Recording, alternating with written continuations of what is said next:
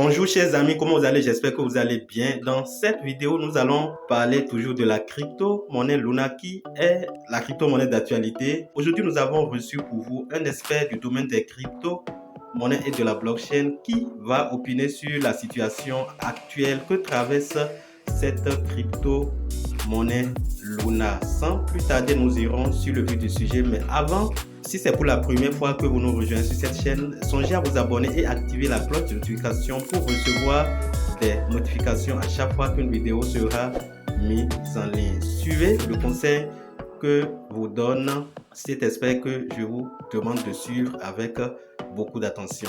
Quant à moi, je vous reviens juste à la fin de ces conseils. Coucou, salut les gars, comment vous vous portez, chers leaders? J'espère que vous portez très bien ici. Votre leader, votre petit garçon, Hervé Azanegbe. Je suis là juste pour donner mon avis par rapport à Luna, Terra, et qui est vraiment, ça ce n'est plus une chute, qui est pratiquement sous terre. Voilà, qu'est-ce qui s'est passé pour qu'on se retrouve, pour qu'une grande monnaie, une monnaie aussi forte, une monnaie aussi costaud se trouve dans cette situation. En gros, Terra ou Luna, c'est un projet qui construit les stablecoins. Je veux être simple quoi. En fait, c'est une crypto-monnaie dont le projet est de mettre en place les stablecoins des monnaies des pays en quelque sorte. Donc comme exemple, ils ont mis en place stablecoin basé sur la monnaie coréenne. Ils ont fait le stablecoin basé sur le dollar et encore beaucoup d'autres pays. C'est ce qu'ils font. Donc ils peuvent mettre en place le stablecoin basé sur le CFA. Maintenant, c'est la monnaie Lunes, Luna bien sûr. Lunes c'est encore loin de là. Luna, n'est-ce pas, qui gère ça à travers leur blockchain Terra. Maintenant, qu'est-ce qui s'est passé réellement? Et depuis longtemps, l'Europe est en train d'agiter la possibilité de mettre l'ordre, d'accord, de légiférer pour contrôler les crypto-monnaies, ce que l'Amérique n'est pas prêt. Et ces derniers temps, l'Amérique a commencé par tenir le même langage que l'Europe, ce qui a créé la chute générale. Maintenant, le cas particulier de Luna, c'est que Luna a perdu son étalon sur le dollar. C'est ce qui a causé ce qu'on appelle panic seller. Donc, les gens ont commencé par vendre gravement leur stock de Luna. C'est quoi l'étalon? L'étalon, c'est la possibilité qu'a une monnaie de se rimer par rapport à une autre monnaie, de prendre une monnaie comme référence pour évoluer.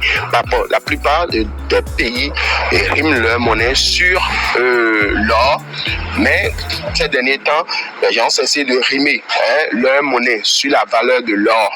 Donc, ils le font souvent sur une monnaie encore plus forte, comme le dollar ou l'euro. Vous voyez?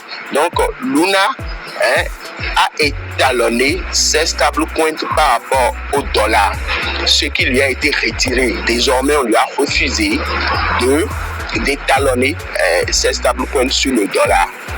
Voilà ce qui a causé vraiment la peur, d'accord, à pousser les gens à commencer à vendre. Maintenant, c'est la situation ça. Maintenant, faut-il investir sur Luna ou non? Personnellement, moi je suis un courageux. Mon gars, il n'y a pas de courage dans l'argent. Si tu perds, tu perds. Faut pas écouter ce que je dis. Fais tes propres analyses. Ça, c'est mon point de vue personnel. Écoutez, moi, personnellement, je pense qu'il faut investir sur Luna. Pourquoi? Parce que le dollar n'est pas le seul, d'accord, ou la seule monnaie de stablecoin que Luna a. Luna a encore d'autres stablecoins. Vous voyez un peu. Donc du coup, on ne peut pas laisser le projet mourir. Comment on va faire les autres? C'est vrai que c'est le dollar qui est en première position, qui est en position forte, qui soutient le projet.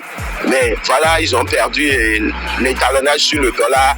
Mais est-ce qu'on va enterrer le projet que pour ça? Je ne crois pas.